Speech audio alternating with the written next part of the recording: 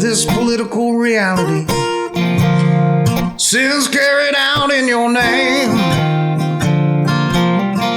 Well, I've got a plan that I think you'll understand. Help us change the rules of the game. Listen up, my friend, this is how we begin and fix the sins that they brought. First we need to grow up, and then we need to show up. Kick their asses out, recall them all. People listen to it, I think they'll like it. I mean, he's on to something. He's on to something. In this great country, just about every Monday, politicians work some backroom scheme. But right on pace, well, they'll lie to your face, expecting you to get down on your knees. Recall them all. Let's kick them to the curb, no more lies. They got some damn nerve, well, they've all been bought, and they think we're pretty smart. Time to flush them out and recall them all. Today's show is sponsored by Farmer Joe's Fresh Market, located at 1401 Southwest Pine Island Road in beautiful Cape Coral, Florida. The fine folks at Farmer Joe's hopes that you have a happy Easter, and they have many essentials to help make it a remembered and delicious holiday. This week you can get cooked spiral sliced honey ham for $2.99 a pound, golden ripe pineapples 2 for $5, or local sweet corn 5 ears for only $1.99. Hop on over. Everything you need in more, Lee County's greatest grocery store, Farmer Joe's Fresh Market. I'm joined by veteran political analyst, attorney, businessman, multimedia commentator, Mr. Ford O'Connell. You can find Ford at FordO'Connell.com, Ford O'Connell on X, and most reputable news outlets. I'm Smokin Joe, and welcome to the Cracker Culture Podcast. First, I want to discuss President Trump, Ford, and never-ending legal battles. Let's look at this clip here. Donald Trump now has a trial date in the New York City hush money case he'd long fought to see delayed or dismissed outright. This is election interference. That's all it is. Election interference. And it's a disgrace. The judge setting an April 15th trial date for Mr. Trump in what would be the first criminal trial of a former president in history. The presumptive GOP nominee lashing out, baselessly blaming President Biden for his New York State prosecution on 34 felony counts of falsifying business records related to alleged hush money payments to porn star Stormy Daniels. I don't know how you can have a trial like this in the middle of an election, a presidential election. And this is a Biden trial. These are all Biden trials. But even as Mr. Trump sat stone-faced in a Manhattan courtroom, a New York appeals court judge was handing him a victory in another case. The appeals court cutting the bond owed by the former president by more than half to $175 million as he appeals the nearly $500 million civil fraud judgment against him. I respect the appellate division for substantially reducing that ridiculous amount of money. Mr. Trump saying he'll have the cash within the new 10-day deadline imposed. Hey, now that the bond's been reduced, are you going to start putting money into your campaign? Yeah. You haven't done that since 2016. Well, first of all, it's none of your business, I mean, frankly.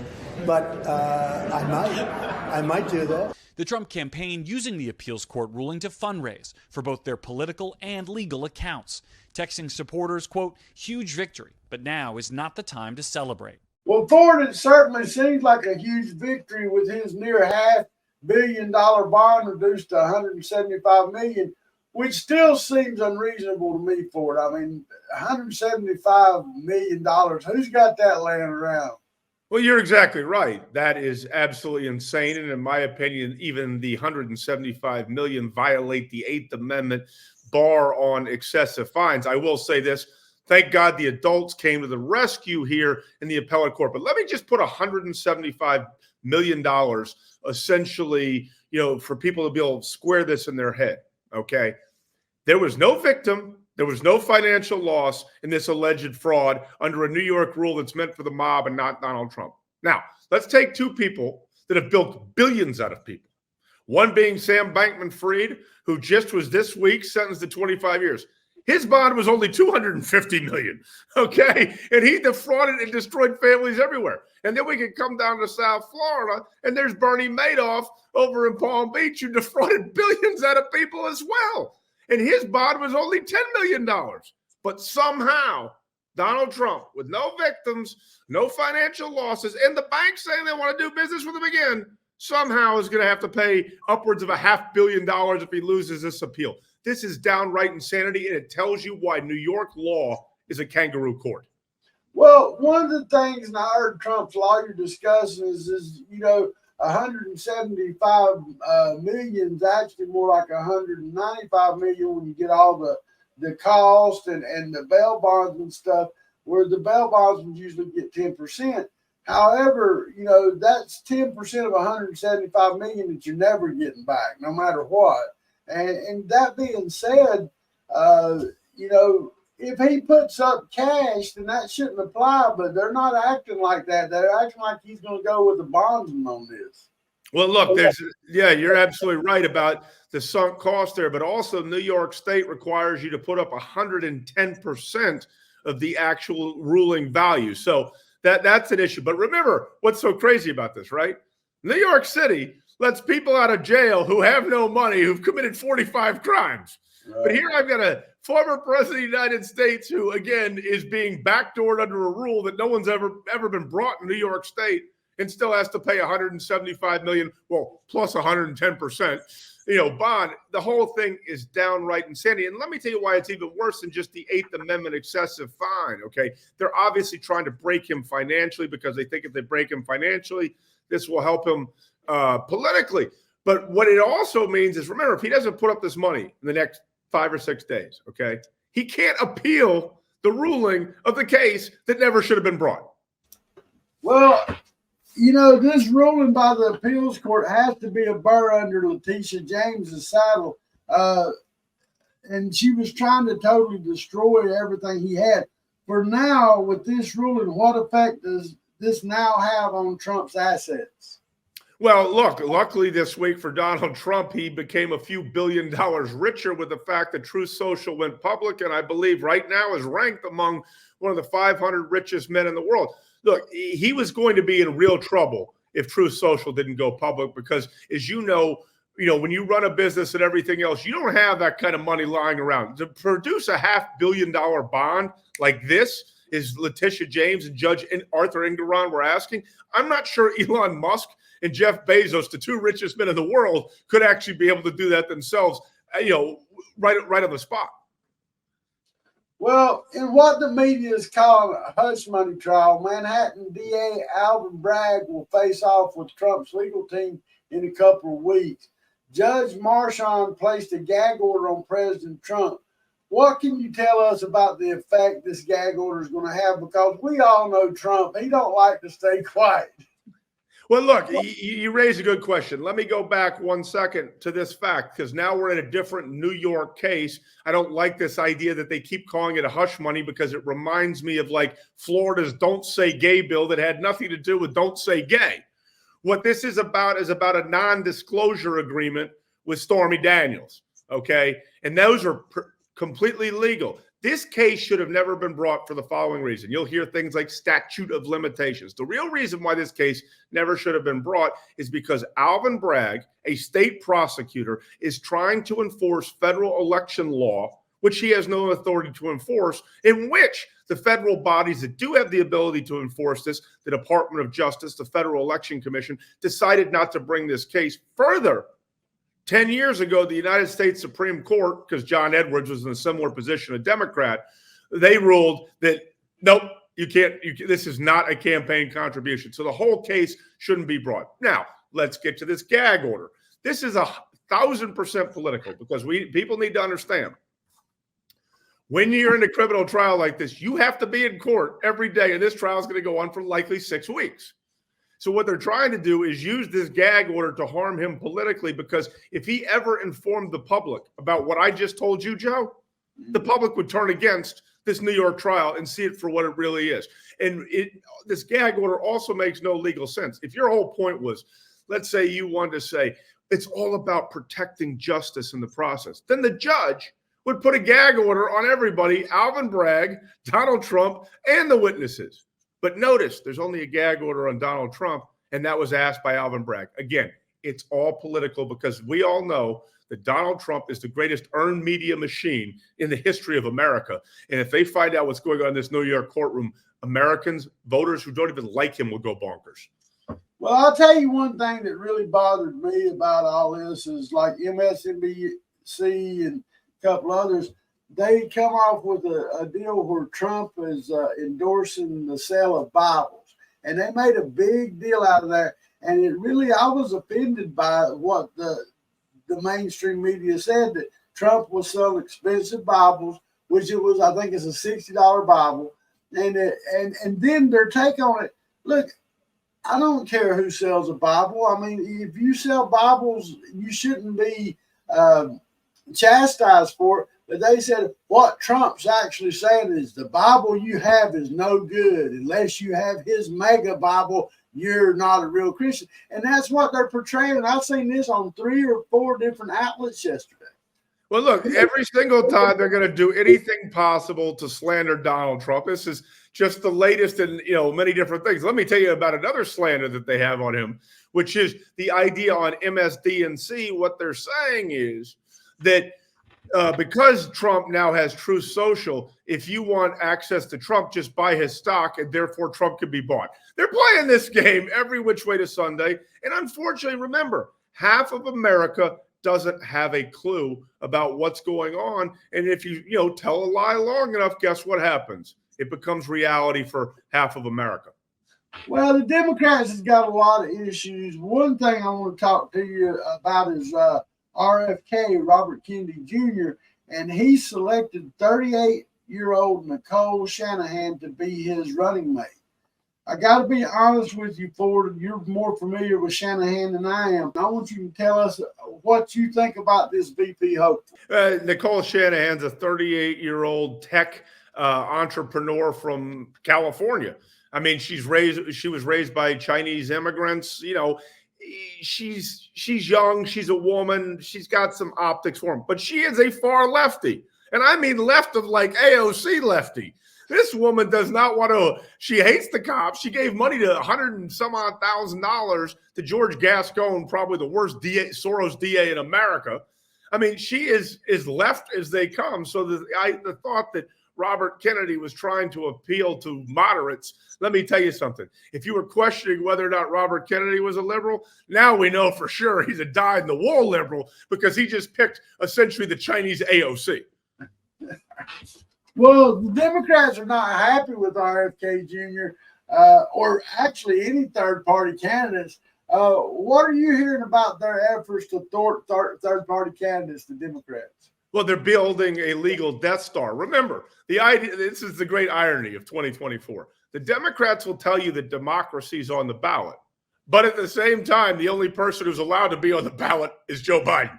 They're trying to knock Donald Trump off the ballot. They're trying to knock Cornel West off the ballot. They're trying to knock Jill Stein off the ballot. And obviously, they're trying to knock RFK Jr. off the ballot. And the reason why RFK Jr. has them scared is because polling shows that right now, he is pulling more votes from Joe Biden than he is pulling from Donald Trump, which makes total sense when you think about it, particularly given who he selected as a VP. But let me come back to Nicole Shanahan for a second. The reason why he picked Nicole Shanahan is because she can get him campaign money and also ballot access. When you're a third-party candidate, you have to have a VP to get on several ballots, including the all-important battleground state of Nevada. Now, Nicole Shanahan also is the ex-wife of Sergey Brin, who was the co-founder of Google. And allegedly, according to the Wall Street Journal, not me, according to the Wall Street Journal, Nicole Shanahan's also slept with Elon Musk. Nice. So when I tell you the woman knows where to find money, if Robert F. Kennedy wants to get on all the ballots, it's going to be Nicole Shanahan who raises the money to make that happen. Man, Well, Ford, I wanted to also bring up that Rona McDaniel had a 4-day stint on the MSNBC. I'm going to play a clip and we'll talk about that. I just have to say, when somebody does the right thing, I feel like it should be acknowledged as publicly as we acknowledged our outrage. And so I know how I feel about it. I am grateful to Caesar for actually making the right decision. I think it was the right decision. It always feels wrong to talk about things, in the company as if it's news. I'm grateful that our leadership was willing to do the bold, strong, resilient thing. I really appreciate working at a place that was able to say, we got this one wrong, and then made the right decision. Our company listened to us, to you, and did what was right. Fox News contributor Joe Concha joins us now. Well, Joe, thank God the real American heroes at MSNBC stepped up to save journalism and democracy. Joe, I don't know about you, but the heroism oozing from 30 Rock, reminiscent of 18-year-old boys storming the beaches of Normandy, at least as Reed, Maddow, and Hayes would have you believe. The sun came up this morning, Todd. And when the sun came up, democracy was still alive and well over 30 Rock, which should be called 30 Arkham Asylum at this point. Amazing, but not surprising, that Rona McDaniel lasted less than one Scaramucci at a news network that claims to be the champion of diversity, and then shuts down the one person who is going to bring a fraction of diverse thought in terms of actually saying something positive about the Republican nominee and Donald Trump to the table.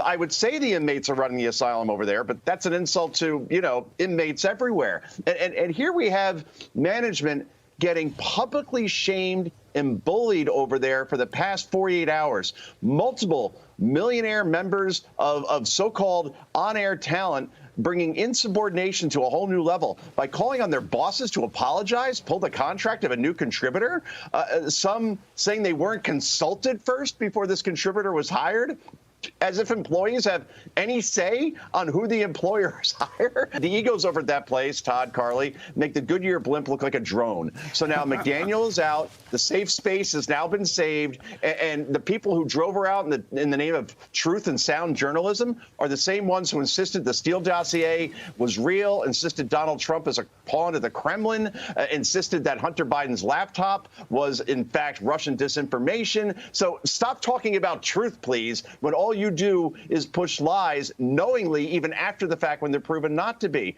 4 days.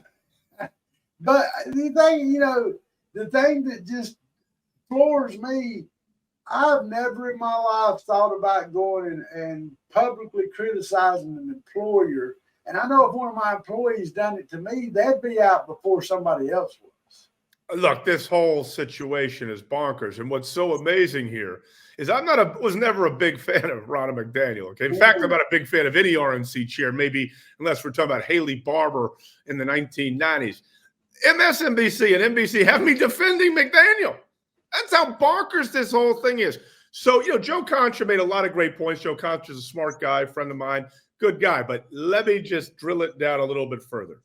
By firing Rona McDaniel after about 30 seconds, what is NBC and MSNBC telling us? They're basically saying that half of America is not allowed on our airwaves. Okay. You don't see this at Fox News. You don't see this at more conservative outlets. You'll have Democrats, liberals, etc. Look at their host of what they call contributors, a list of contributors or show regulars, the people you see regular. Not one of the Republicans is a Trump supporter. Further, not one of them is really a conservative either. So when you realize that wakes you up. But I think the bigger thing is what NBC and MSNBC are saying is that you have to preserve the liberal echo chamber. That is more important than journalism or informing your audience. Think about what I just said.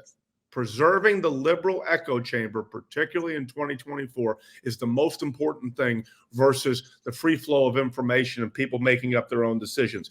And one last thing I want to touch on, because Joe was very funny in what he said, but he kind of missed the mark on that point. And that is, I've never heard McDaniel ever deny the 2020 election. Okay. Obviously she said, like what many Republicans said, it did not appear to be on the level, but the idea that she denied the election is just bunk. Okay. And then I look at the very people at MSNBC in particular, they're opinion people, not journalists. We're talking about Joy Reid. Rachel Maddow, etc. They're still denying the 2016 election. That's the whole point. They're talking about election denialism, and they're still denying an election that happened 8 years ago. So, you make up your mind. I think it's a sad day for journalism, and it's certainly a terrible day for MSNBC because it exposes them for who they really are. Well, I've never, ever really been able to watch MSNBC, and the very fact that they put Al Sharpton on as a journalist just blew my damn mind. I mean, the guy can't even string 3 sentences together without stumbling over himself. So, I mean, I don't even know how that outlet stayed in business as long as they have. Because essentially they're always talking about what conservative media is doing and conspiracy theories and this and that. They are the mouthpiece for the Democratic Party. In fact, I've told you, Morning Joe, or I actually call it Morning Ho. That's where you got Joe and Mika Brzezinski, okay? They are the mouthpiece. That is the show that Joe Biden watches. So basically, Joe Scarborough, a former Republican congressman from the panhandle of Florida, has sold his soul to the Democratic Party, and his whole point each morning is to make Joe Biden happy so that, the guy that isn't all there can go out there and pretend like he's being the president. Well, it seems to me, I remember a time when I was younger when some of these media outlets first come out, like CNN. I mean, everybody watched them, everybody paid attention. And now as I got older, it's so much different than the ideals most conservatives have on some of these mainstream media channels. I don't even have, like I said, I can't fathom anybody sitting there listening to Reed and all them. It's like having a cheese grater going up the side of my head every time they speak. I don't know how people can keep on. Well, what's even crazier is they tell you that everyone else is the bad person. They don't believe in the First Amendment. They don't believe in the free flow of information. They don't believe that the American voter is smart enough, if presented with all the facts, to actually make the right decision. This is what, like, state media. Okay, it's absolutely unbelievable. And you and I are so old, don't want to say this out loud, but we're old enough to remember when there were like 3 channels. Okay, then we got 30 channels on cable, and oh my God, that was a sit in like COVID for about a year. But it's amazing. You're right. I mean, CNN, cable news network. My God, I probably watched First Desert Storm on that, and it was pretty cool. Obviously, I watched Second Desert Storm on Fox News, but hey, not everything's the same. No, I agree. Well, Ford, you sent me an article that many Americans might not be aware of. It is disturbing and should concern all citizens. The fact that the Democrats voted unanimously to include illegal immigrants in the census. This is just a way to stack the deck and get more House seats, electoral college votes. Ford, what is your opinion on this? I mean, shouldn't we all be concerned that they're doing this? I mean, this is basically dirty pool, in my opinion. This is downright criminal, what they're doing. So this week in the United States Senate, a senator named Senator Haggerty of Tennessee brought up an amendment and he put it in front of the Democrats and said, look, we should not count illegal aliens in the United States Census because the census is the most important thing we do every 10 years. And that's how we decide the electoral vote value of each of the states. It's also how we determine where the 435 seats are. So remember, the Democratic states of New York, Illinois, and California have been losing population. We know because they're going to Arizona, they're coming here to Florida, Texas, etc. So how is it that in the last census they didn't lose electoral votes or House seats? Simple, because they were replaced, backfilled, if you will, by illegal aliens. So this is how the Democrats keep it. Because remember, if you didn't count illegal aliens, I've seen estimates that basically say the red states would have 19 more electoral votes. Think about how great that would be. And also Democrats would lose about 19 to 20 House seats. Now imagine if Speaker Johnson had a 20-seat margin in terms of pushing some of this stuff. They wouldn't look like the Keystone Cops in the House. Right. But the Democrats, they said, hey, this is about fairness, the American people, and the value of citizenship and the idea of votes. And most people don't realize that illegal aliens vote for president because the census is how the Electoral College is determined. But here's where it truly gets sinister. The Democrats know, while they're backfilling, okay, with illegal aliens, flying them in on planes and doing it like point blank and saying they're doing it, is that they're hoping that one day they will get the House, the Senate, and the presidency, and then be able to amnesty those 10 to 20 million illegal aliens in here, because Well, that wouldn't affect them in California, New York, and Illinois. In the red states of Texas and Florida, the crown jewels of the Republican Party, they would turn blue in 12 seconds. That is the sinister plot that's going on. So remember, many years, Tucker Carlson would talk about a thing called the replacement theory. The idea that they're going to import a new set of voters and then they're going to replace or water down your vote. It's not a conspiracy theory. It's right in front of you. Right. It should be the biggest story in America. Frankly, Fox News should be covering it more. Newsmax should be too. Pick your conservative media of choice, One America News, whatever it may be. They should be covering this more. And frankly, the fact that NBC, MSNBC, CNN, the alphabet soup of public broadcast is not even like talking about this is downright insane, because this is literally undermining our bicameral constitutional republic right before your eyes. Yeah, it is disturbing. And like you said, more people will be paying attention to what's happening here, because it's really going to change the playing field versus the parties. Whether you're Republican or Democrat, you're going to have a different aspect on who gets elected. I mean, there's no choice in the matter here. If they bring all these illegals in and they count them in the census, they don't have to vote. Like you said, their vote's already cast just by being present. Well, believe it or not, let me give you one example in the House of Representatives, the 435 seats in the House of Representatives. Because of this illegal situation, particularly in California, I think that there is one House seat, U.S. congressperson, whose district less than 50% of them are eligible to vote. Not because they went to jail. They're not eligible to vote because they're not U.S. citizens. No. That is amazing when you think about it. We talk about low turnout, but imagine that you represent a congressional district, which is basically 750, 800,000 people, and less than half of the people that you represent are actually United States citizens. Yeah, it's hard to swallow that pill, I'll just tell you. Well, Ford, it's about that time. We always switch. The man's trash. The man's trash. I do a lot in Lee County, and we're trying to reach out into Collier and Charlotte and other counties, but there's so much problems locally. It's hard to get out of Lee County. Now, former Cape Coral City Manager Rob Hernandez has filed a suit in federal court claiming homophobic remarks and discrimination by the city council, and he's using this in a way to try to get paid for the time since they've let him go. I'm going to play a clip and we'll discuss it. Homophobic remarks and discrimination.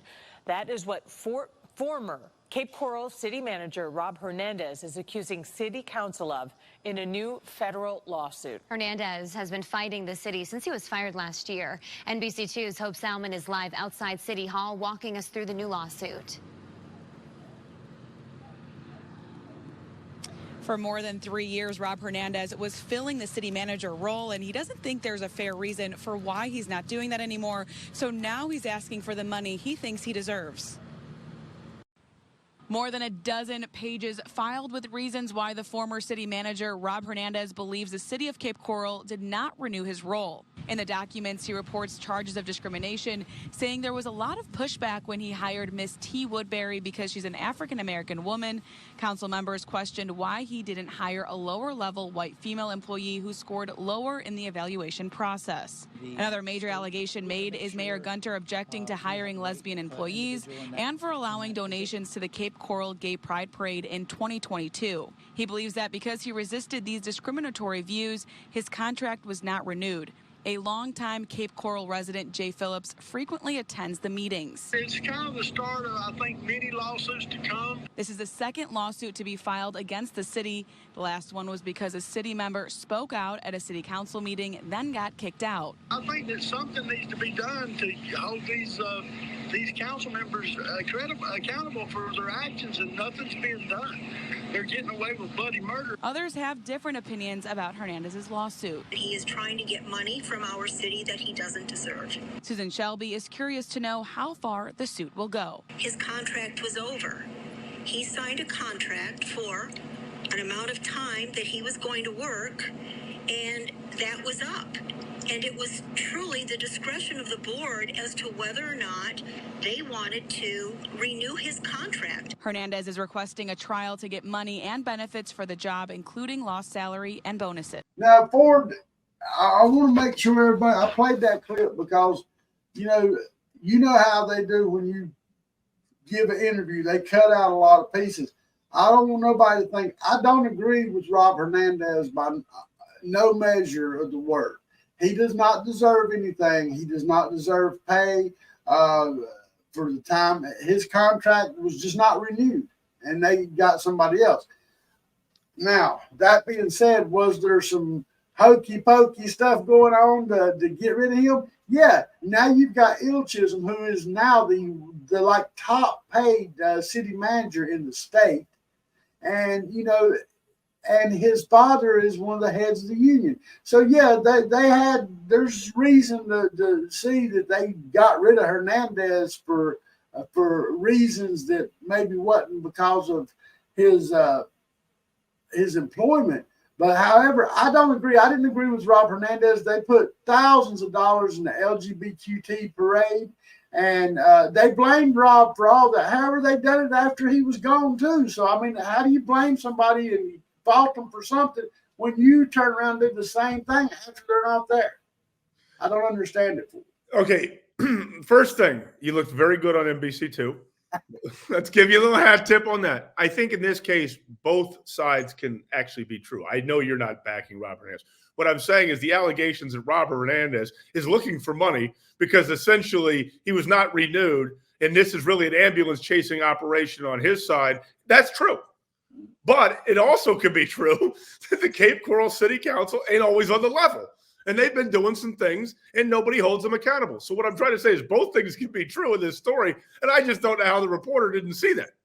Well, I agree. And what I said to the reporter that wasn't there, I said, by no means do I agree with Hernandez.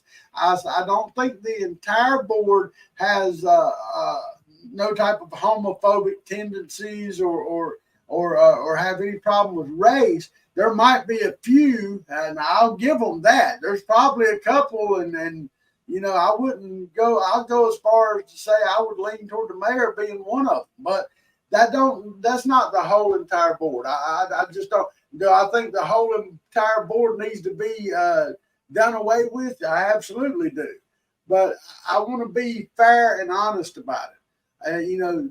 They are still. And another thing, Bobby Welch at the last meeting I attended, he made a comment, and Cosden also made a comment that they didn't put no money in this last LGBTQ parade. And then I come to find out that wasn't true. They put money in from the CRA again just a few months ago, or whatever it was, just a month or so ago. They are still putting our taxpayer money into things that not the entire community is supportive of. Yeah, I mean, look, I hear you. We've gone over, the Cape Coral City Council, the mayor of Cape Coral as well. I just want to step back for one thing, and I'm surmising this. I don't want anyone to hold me to this, but I have a feeling that the reason why Rob Hernandez is alleging discrimination, okay, is because when you have an ambulance chasing lawyer, okay, you can't just say wrongful termination. But if he brings it up to that level of discrimination, homophobia, then it's on the Cape Coral City Council to disprove him versus him to prove his point. This is all about how it shifts. So I'm going to tell you, whoever is ambulance chasing lawyers, I got a feeling they're okay in terms of trying to do what's best for their client, even though their client may not be telling the truth. Right. Well, like I said, there's a lot of controversy and that, and I just when NBC reached out to me to talk to them, I was a little reluctant, but I went ahead and spoke to them. I just want to make sure everybody knows I don't paint the whole board as black as night. However, I don't see none of them that's pristine clean. They all got their faults. Well, that's why I said, hey, both things can be true. That's why I was saying when it comes to Cape Coral City Council and the mayor, it's not all on the level. Not singling out all of them, but saying, hey, there's a lot of things here that they're not doing right. We've been through this. I think the stipend is the greatest example of this. I mean, they're over there pushing through a stipend, which is insane that nobody's actually voting on, which is essentially doubling their salaries. Yep. So, you know, and my thing is all the allegations surrounding Stipend John Gunter, the mayor over there, and when you see the thread he's hanging on by, how on earth does he get appointed to the statewide insurance trust board? How does somebody like this that has so much controversy swirling around their head be put in positions?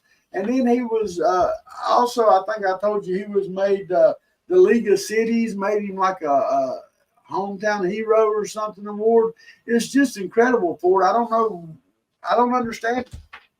I don't know what the Florida League of Cities is thinking either, given the allegations surrounding the mayor. That said, you know, there's always these groups, and I have a feeling that essentially when it came to this, because we're talking about the Florida Municipal Insurance Trust, this is the statewide advocacy association for the cities, towns, and villages of Florida.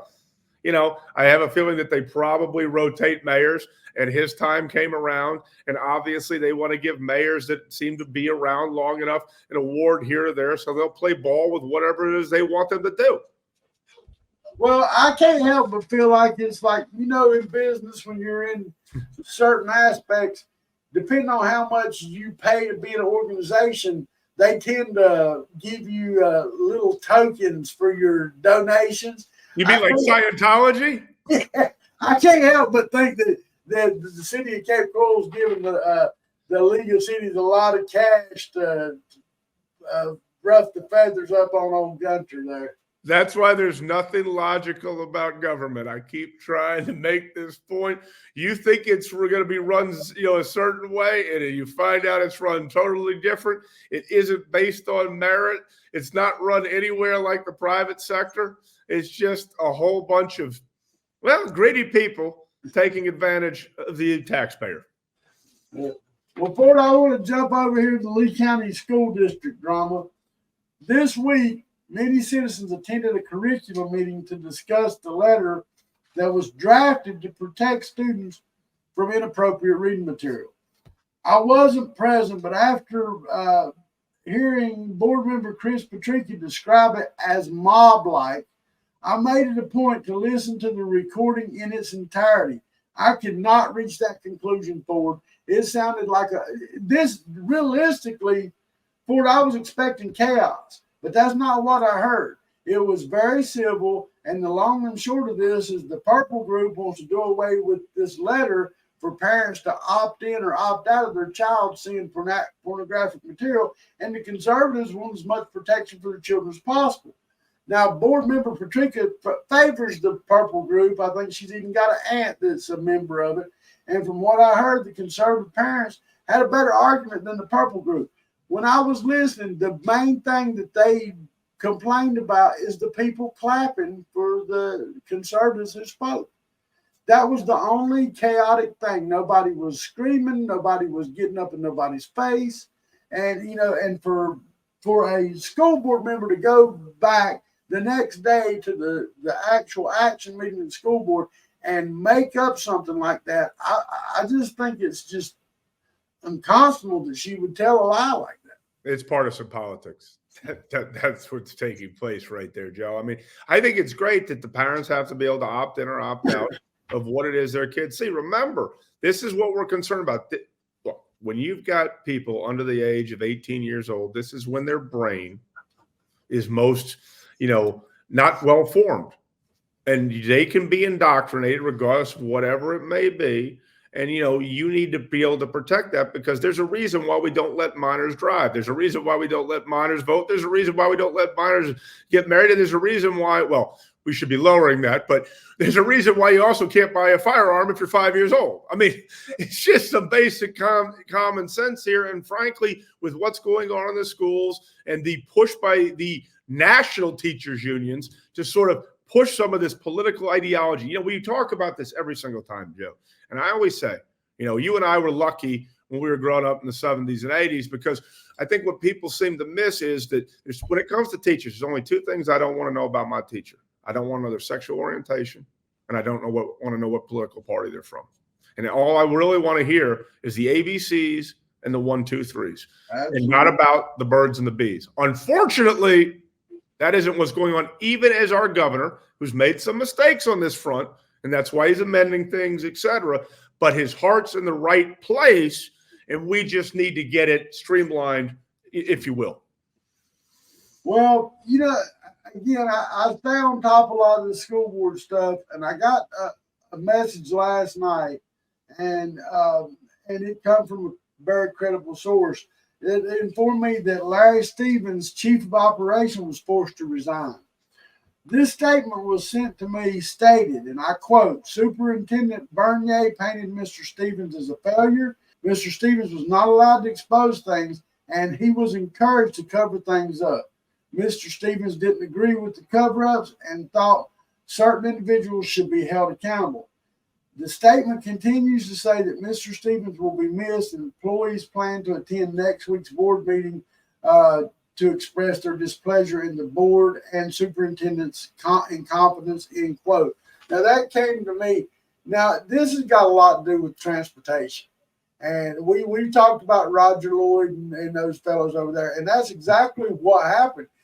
We've got allegations of Roger Lloyd running a boat repair business and different things over there while being paid by our tax dollars.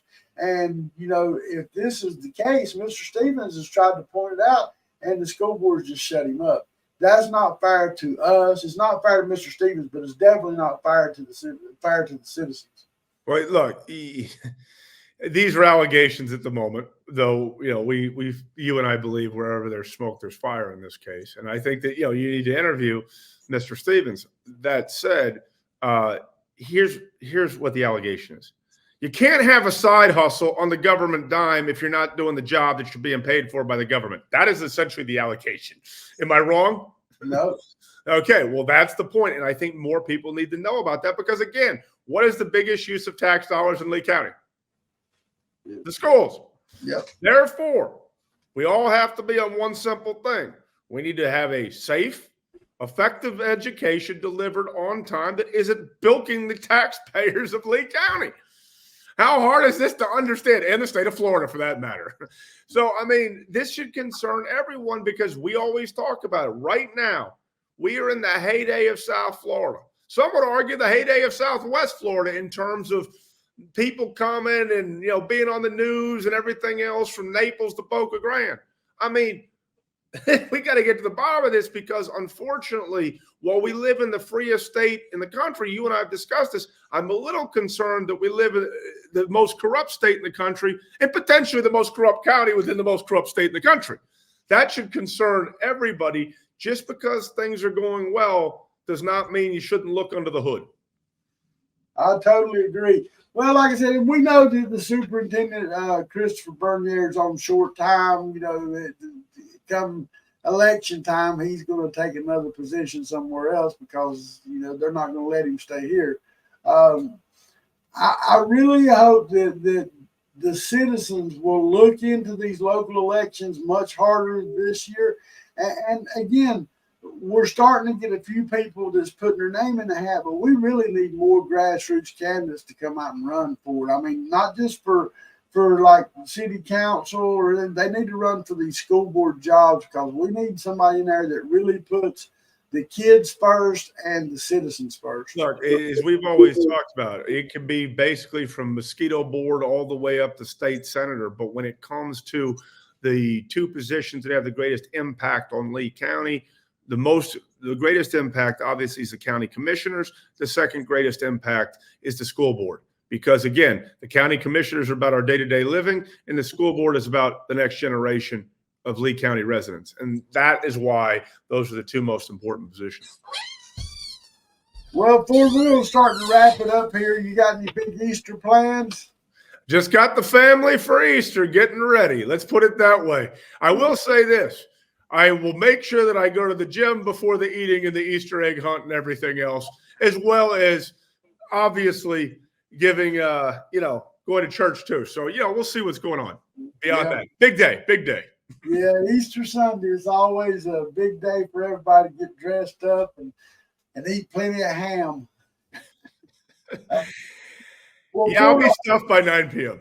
Well, I want to thank you for coming on again this week. I hope you have a good Easter. I want to encourage everybody. You need to really get out and look at what's going on in the community. There's a spot for everybody that wants to fill it. We need grassroots candidates to come out strong.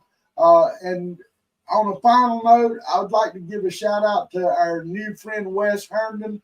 If you haven't listened to the song that we played of his, Recall Them All, you really ought to. The boy put a lot of effort in that song, and I think that it ought to be played all over the political areas right now.